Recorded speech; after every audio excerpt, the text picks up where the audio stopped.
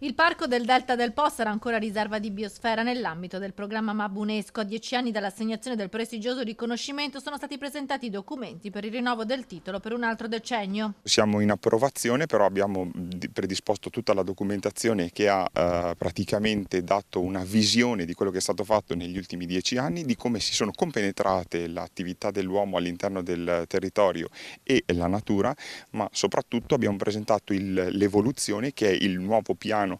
strategico per il nostro territorio, che andrà praticamente a mettere dei punti, dei paletti fissi di cosa vogliamo nei prossimi 10 anni. Quindi più rispetto per il territorio, una maggiore economia, ma soprattutto una maggior consapevolezza delle persone che vivono nel nostro territorio di quanto importante sia il rispetto del territorio stesso. Il Parco del Delta del Po si inserisce in un circuito di 5 parchi regionali che hanno il doppio intento di preservare e valorizzare il territorio, realtà uniche, ricche di biodiversità. Siamo sicuramente una delle regioni che può offrire la maggiore vastità e varietà di scenari. Andiamo dalle Dolomiti d'Ampezzo,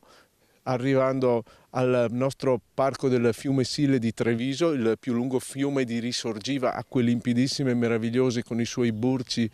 che arrivano fino al mare Adriatico e alla città di Venezia. Scendiamo nel cuore della nostra regione con il parco dei Colli Euganei, arriviamo qua nel nostro meraviglioso Delta del Po e poi i monti della Lessinia con i propri giacimenti paleontologici e dei musei che raccontano la storia dell'evoluzione del nostro pianeta come in nessun altro luogo.